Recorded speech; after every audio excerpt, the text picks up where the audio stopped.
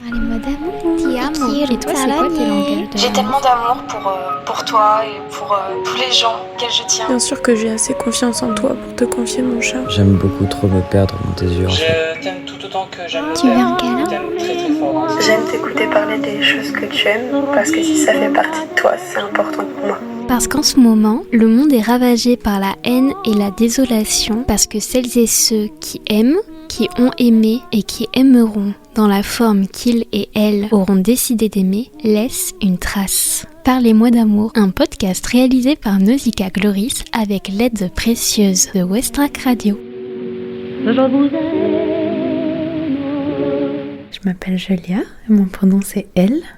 Peut-être que on peut commencer par le fait que il y a 3 ans, je t'avais déjà interrogée. Ouais. Comme Lily qui est déjà passée dans le podcast, comme plein de personnes en fait. Et je crois qu'en 2-3 ans, on a pas mal évolué quand même. Est-ce que tu te souviens de ce que tu racontais? Et est-ce que, avec le recul, tu te dis j'ai pas mal évolué sur ce point ou un autre?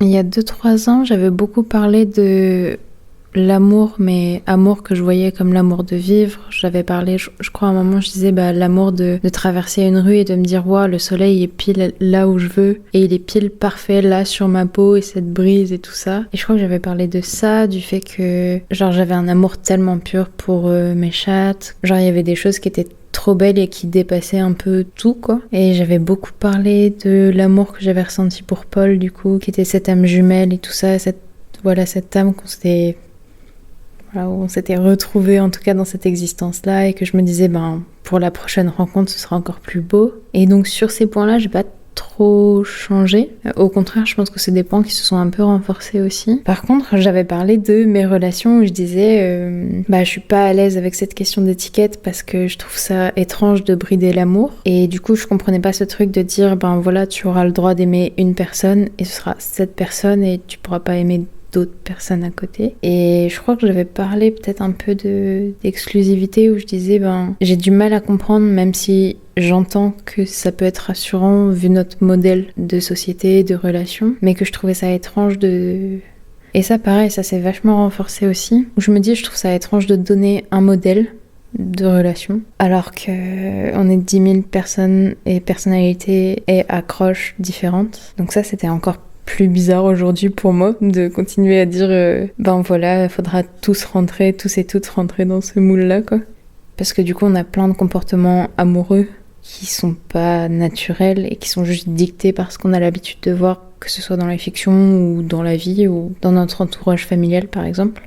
Et du coup je pense que ça a changé sur certains points, comme maintenant je fais beaucoup la différence entre tomber amoureux et aimer. Différence que je faisais peut-être pas avant, parce que j'avais eu beaucoup de partenaires en fait qui étaient tombés vraiment très très fort amoureux de moi.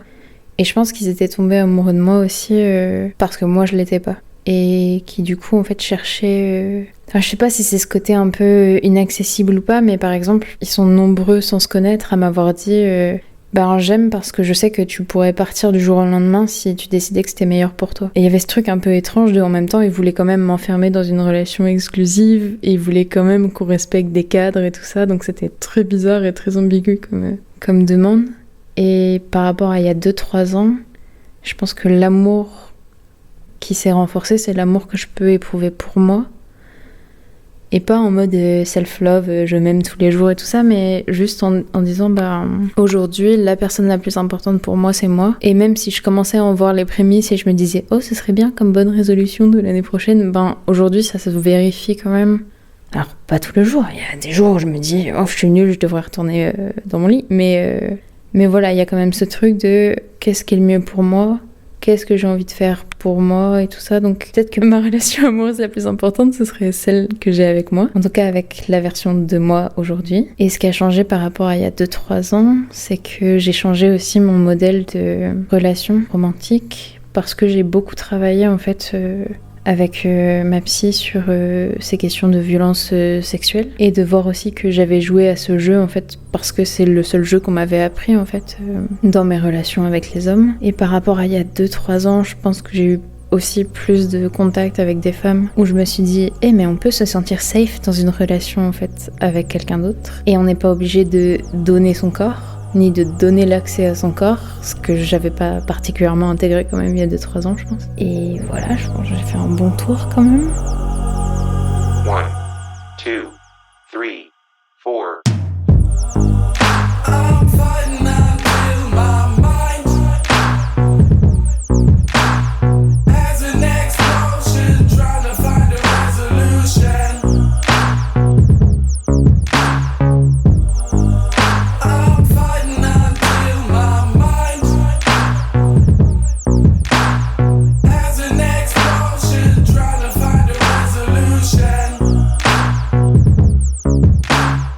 C'est quoi une âme jumelle pour toi?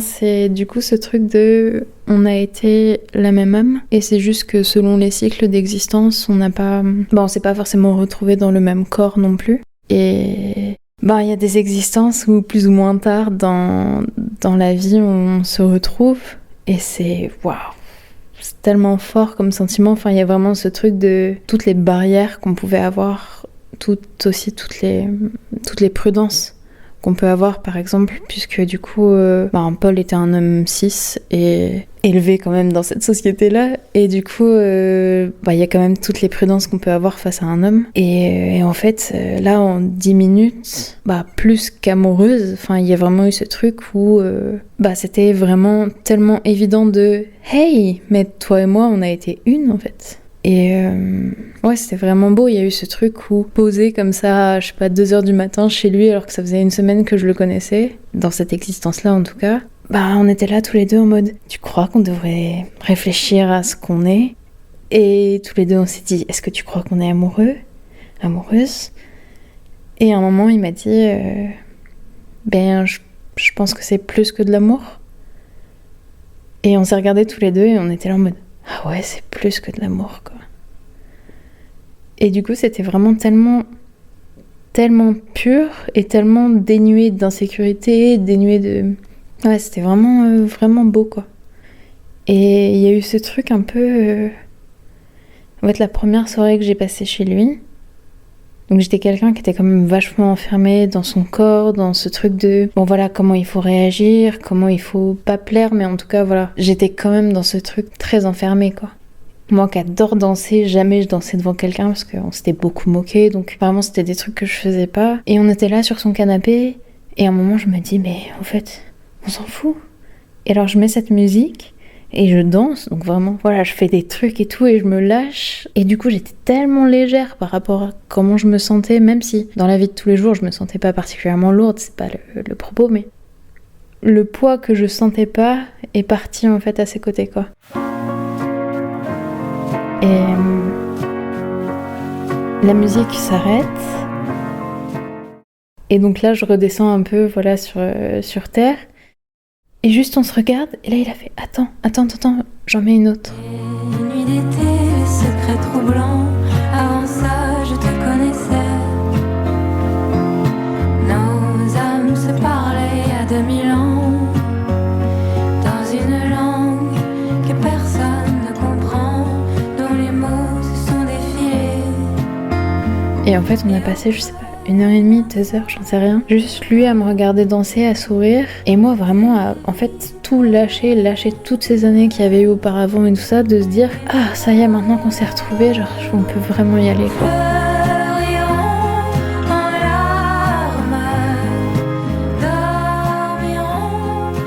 Et c'était vraiment trop beau, quoi.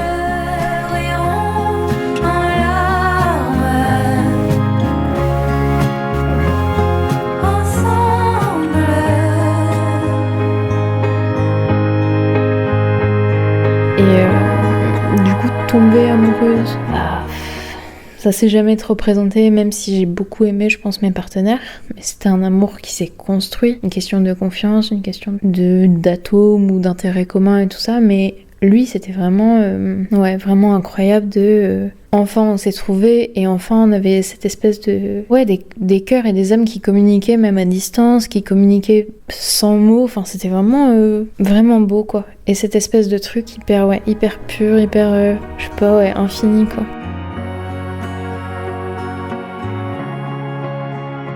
C'est des jolies larmes, c'est pas des larmes de tristesse, c'est vraiment C'est juste, enfin, c'était tellement débordant d'amour et tout ça que... Mais c'est les mêmes larmes que je peux avoir quand je pense trop au chat, trop à cette espèce d'amour un peu, ouais, vraiment total, quoi. C'est-à-dire que tout mon corps, tout aime vraiment hyper fort, et c'est trop beau quand c'est réciproque aussi. Enfin, là, c'était tellement complet que... Quand tu dis complet, c'est que t'as jamais retrouvé d'autre amour aussi complet? Pas pour l'instant, en tout cas. Mais donc là, actuellement, ce qui a changé aussi, je l'ai pas dit tout à l'heure, mais ce qui a changé par rapport à il y a 2-3 ans, c'est que je suis dans une relation qui a l'air plutôt saine. Et du coup, une relation où, quand même, elle est beaucoup moins fabriquée. C'est-à-dire que de mon côté, c'est pas juste quelqu'un qui est arrivé, qui a projeté ses sentiments et qui m'a dit « Hey, toi, là, regarde, on serait bien ». Et à qui j'ai dit oh, « Ok ». Là, c'était vraiment quelqu'un que j'ai rencontré vraiment au hasard de tout.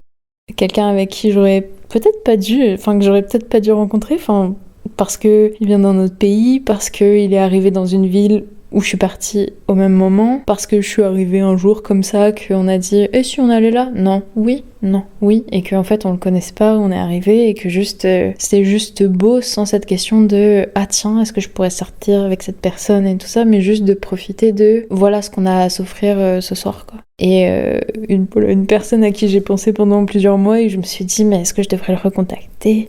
En fait, peut-être pas, il se souviendra pas de moi. Et en fait, c'était pour le coup, peut-être cette espèce de pureté que je peux avoir dans les autres amours dont j'ai parlé avant, mais que j'avais jamais ressenti et que j'avais jamais eu, en tout cas dans mes relations amoureuses avant, quoi. Du coup, ça, c'est très beau, mais encore une fois, je peux pas parler de cet amour complet, et ça veut pas dire que... Enfin, je l'aime vraiment très très fort, et je l'aime de plus en plus, c'est-à-dire plus je le connais, plus on partage des choses, plus c'est beau. Et plus je le ressens vraiment, au lieu de juste l'intellectualiser et de dire « Et voilà ce que je ressens ».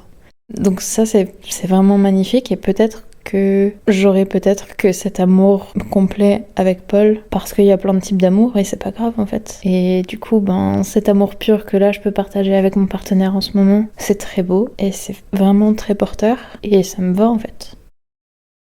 Là, t'as parlé de 2 hommes. Ouais. Et tu as évoqué avant des violences sexuelles traumatisantes. Je voulais savoir comment on faisait pour encore aimer les hommes. Après, j'aime pas les hommes. Hein.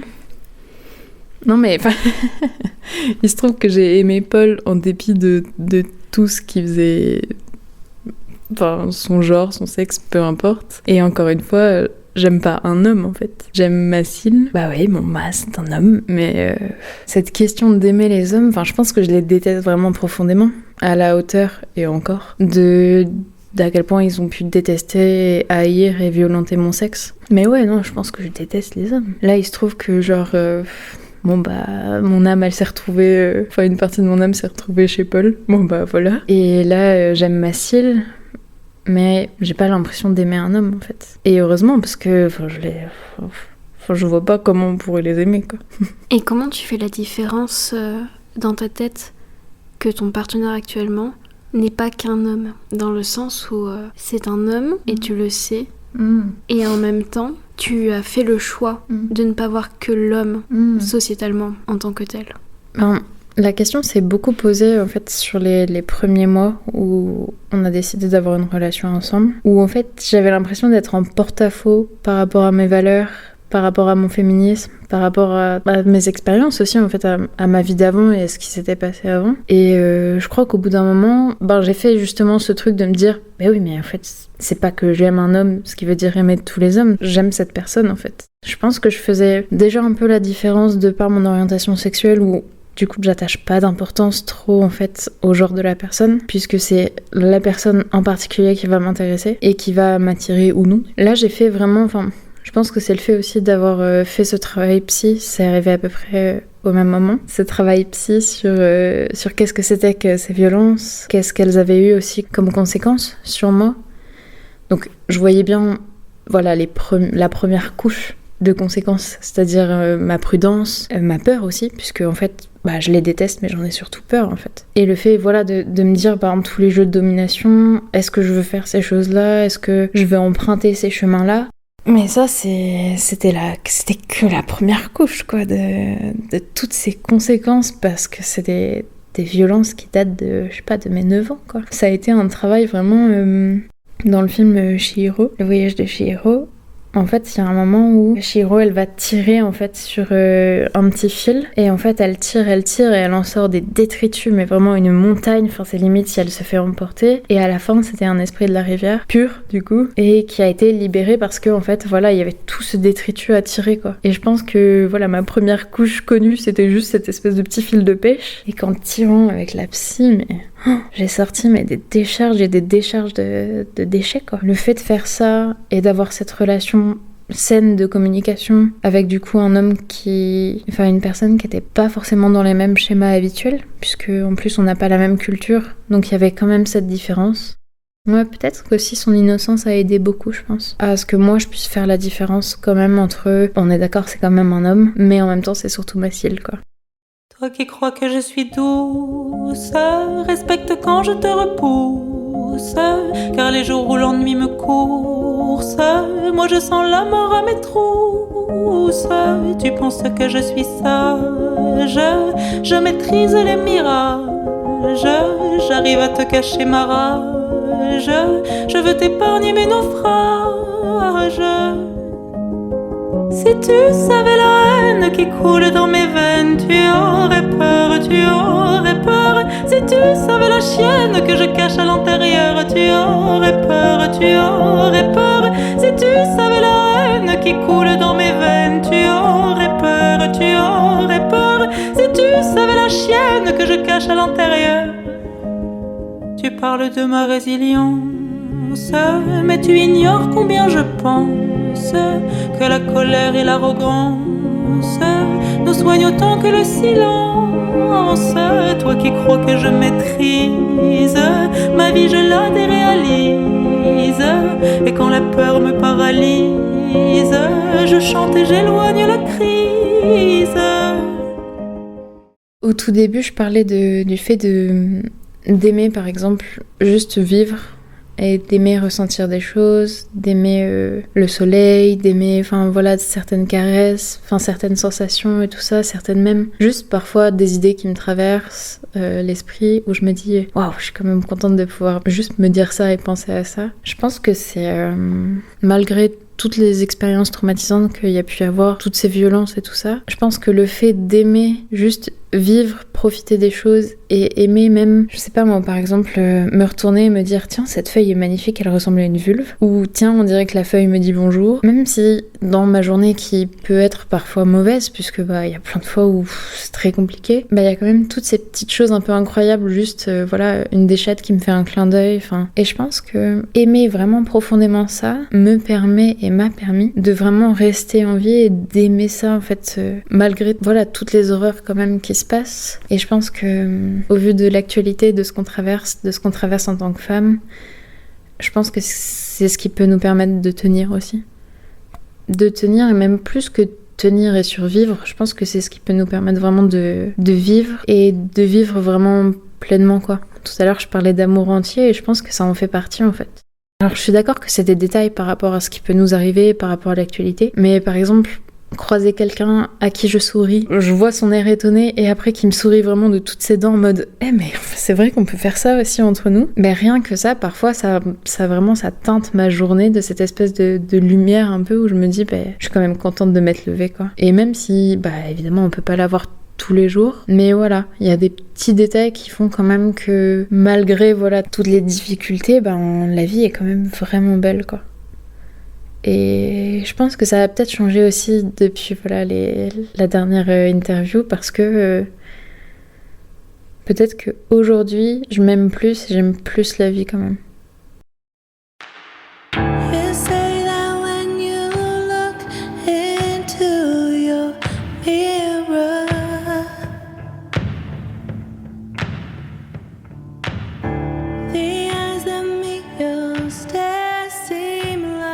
Vous venez d'écouter le 37e épisode du podcast Parlez-moi d'amour en compagnie de Julia, 28 ans, paper artist. Toutes les chansons ont été choisies par mon invitée Julia, et vous avez donc pu écouter Pourquoi la mort te fait peur de Pomme, Douce de Clara Isé, The Mirror de The Mercy Stone et My Mind de Nugget. Si vous aussi vous voulez parler d'amour en ma compagnie, n'hésitez surtout pas à m'écrire à l'adresse nausicaa@thewest-track.com ou sur Instagram sur le compte Nausicaa Farnham. Parlez-moi d'amour, un podcast réalisé par Nausicaa Gloris avec le soutien de West Track Radio. The back of your head as you smile at me, and we melt into shapes like the clay.